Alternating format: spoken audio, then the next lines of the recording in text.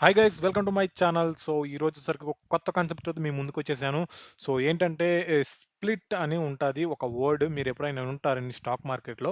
ఓకేనా, ఈ స్ప్లిట్ వల్ల ఏంది ఒక కంపెనీ అనేది స్ప్లిట్ అనేది ఎందుకు జరిగిద్ది ఈ స్టాక్ మార్కెట్లో, లైక్ ఒక కంపెనీ అనేది స్ప్లిట్ అనేది ఎందుకు చేస్తుంది అని, అది చేయడం వల్ల ఆ కంపెనీకి యూజ్ ఏంటి, మనకి యూజ్ ఏంటి. సో అలాగా ఈ స్ప్లిట్ గురించి ఇన్ డీటెయిల్గా అండ్ ఎవరికి ఏంటి యూజ్ అనేది పూర్తిగా ఈ వీడియోలో అయితే మీకు డీటెయిల్గా ఎక్స్ప్లెయిన్ చేస్తాను. ఓకేనా, సో ఫుల్గా వాచ్ చేయండి వీడియోని and please like this video and subscribe my channel. ఓకేనా, సో ఇంకా లేట్ చేయకుండా కంటెంట్లోకి వెళ్ళిపోతే, వాట్ ఈస్ స్ప్లిట్. సో ఈ స్ప్లిట్ చేయడం వల్ల మనకి retailers will come more to buy the stock. ఓకేనా, అండ్ లిక్విడిటీ మోర్ లిక్విడిటీ ఉంటుంది.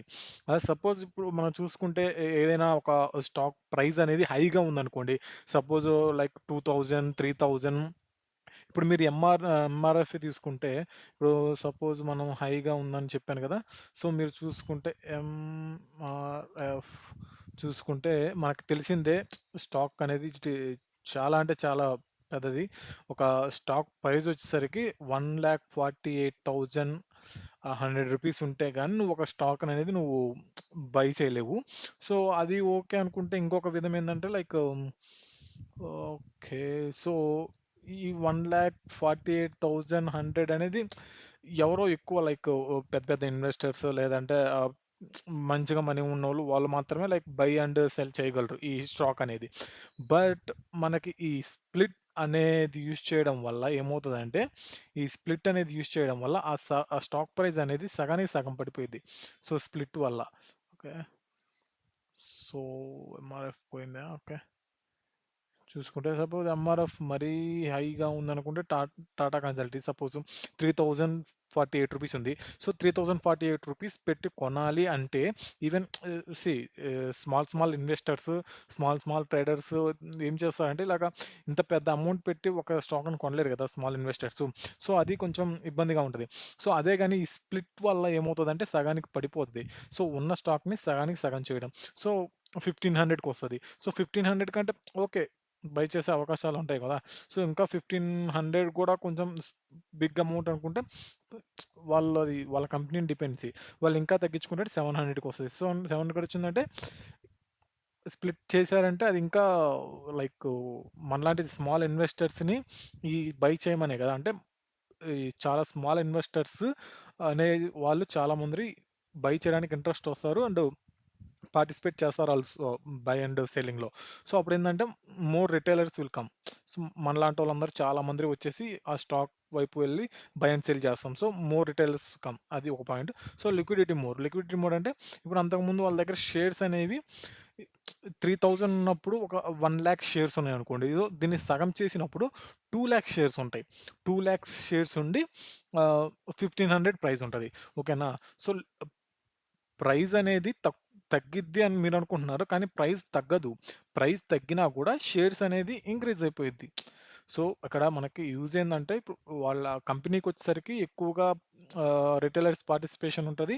అండ్ లిక్విడిటీ అనేది మోర్‌గా ఉంటది. మనకొచ్చేసరికి మన రిటైలర్స్‌కి లైక్ ఆ స్టాక్‌ని మనం బై చేయాలనుకున్నప్పుడు బై చేసే అవకాశం వచ్చినట్టే. సో, మనం బై చేయొచ్చు, సెల్ చేయొచ్చు ఆ స్టాక్‌ని. మనకి మన రేంజ్‌కి తగ్గట్టు వస్తుంది. సో, మనం ఒక ఎగ్జాంపుల్ తీసుకుంటే సపోజ్ ఇంగోండి, ఒక ఏబీసీ కంపెనీ అనేది ఉందనుకోండి. సో దాని ఫేస్ వాల్యూ అనేది చెప్పేసరికి బిఫోర్ స్ప్లిట్ సో 10 ఉంటది. అండ్ మార్కెట్ ప్రైస్ వచ్చేసరికి 200 ఉంది. టోటల్ నెంబర్ ఆఫ్ షేర్స్ వచ్చేసరికి 100 కొన్నావు సపోజ్ నేను. ఆ మార్కెట్ ప్రైస్ 200 ఉన్నప్పుడు నా దగ్గర ఇన్వెస్ట్‌మెంట్ మనీ 20,000 ఉన్నాయి. సో 20,000 పెట్టి ఒక 100 షేర్స్ కొన్నాను. And total shares of the company వచ్చేసరికి 10 లాక్స్ ఉంటాయి. సో మార్కెట్ క్యాపిటలైజేషన్ వచ్చేసరికి 20 CR, share capitaliser 1 CR and reserve వచ్చేసరికి 10 సీఆర్ అనుకోండి. సో ఓకేనా. ఇప్పుడు నేను చెప్పేదేందంటే, సపోజ్ మీరు చూసుకుంటే ఆహ్, సో ఆఫ్టర్ స్ప్లిట్ ఏమవుతుంది? ఫేస్ వాల్యూ అనేది మనకు డిఫరెన్స్ వస్తుంది. ఫేస్ వాల్యూ సగానికి సగం పడిపోయింది. So after that market price వచ్చేసరికి, మార్కెట్ ప్రైస్ చెప్పాను కదా 200 ఉన్నప్పుడు స్మాల్ ఇన్వెస్టర్స్ సపోజ్ కొనలేకపోయినారనుకోండి, స్ప్లిట్ అయిపోయినప్పుడు 100కి వస్తుంది. సో 100 అయినప్పుడు మనం కొనొచ్చు కదా. సీ అది. సో అప్పుడేందంటే రిటైలర్స్ అనేది ఎక్కువగా పార్టిసిపేట్ చేస్తారు. ఇది ఈ పాయింట్. ఓకేనా. సో ఇప్పుడు ఏమైతుంది, టోటల్ నెంబర్ ఆఫ్ షేర్స్ నా దగ్గర 20,000 ఉన్నాయి. 20,000 ఇన్వెస్ట్‌మెంట్ చేశాను. సో బిఫోర్ 20,000 దాని వాల్యూ అనేది, నువ్వు ఇన్వెస్ట్‌మెంట్ చేసిన వాల్యూ అనేది ఇంక్రీజ్ అవ్వదు, డిక్రీజ్ అవ్వదు. ఓకేనా. బట్ ఇక్కడ ఇంక్రీజ్, డిక్రీజ్ అయ్యేదేంటంటే only market price and total number of shares. So, market price అనేది 200 ఉంది. టోటల్ నంబర్ ఆఫ్ షేర్స్ అనేది 100 ఉంది. Before split. ఆఫ్టర్ స్ప్లిట్ ఏమైతుంది? మార్కెట్ ప్రైస్ అనేది 100 ఉంది, తగ్గింది. And total number of shares అనేది పెరిగింది. 200 ఉంది. ఎలాగైనా సరే 200 ఇంటూ 100 20,000 100 ఇంటూ 200 20,000. సో, ఇన్వెస్ట్‌మెంట్ చేసిన మనీ అనేది పెరగదు, తగ్గదు. ఓన్లీ అక్కడ టోటల్ నంబర్ ఆఫ్ షేర్స్ అనేది మీకు ఇంక్రీజ్ అవుతుంది. Based on that market price ఈ స్ప్లిట్ తర్వాత అంతే. మిగతా రిమైనింగ్ అన్నీ సేమ్‌గానే ఉంటాయి.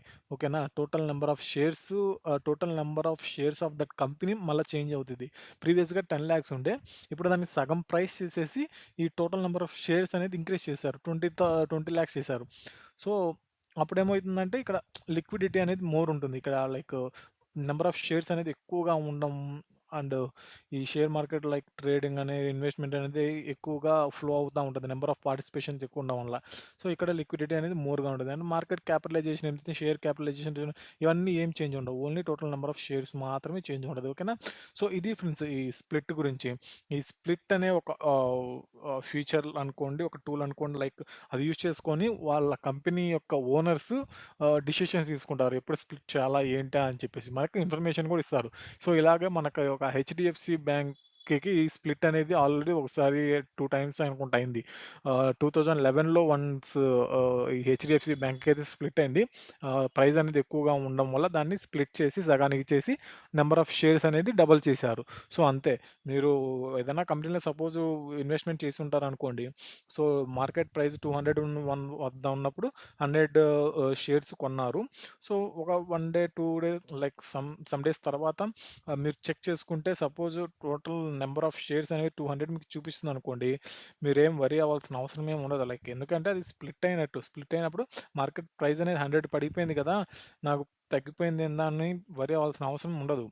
నీకు షేర్స్ వచ్చేసరికి 200 ఉంటాయి.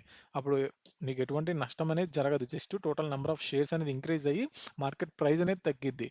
సో, ఇదండి ఈ స్ప్లిట్ గురించి. సో, ఓకేనా? ఈ స్ప్లిట్ మీకు నచ్చిందనుకుంటున్నాను. ఇది నచ్చితే మీకు ఒక లైక్ చేయండి అండ్ మీ ఫ్రెండ్స్‌కి షేర్ చేయండి. ఓకేనా? That's it for this video friends. Thank you all. By.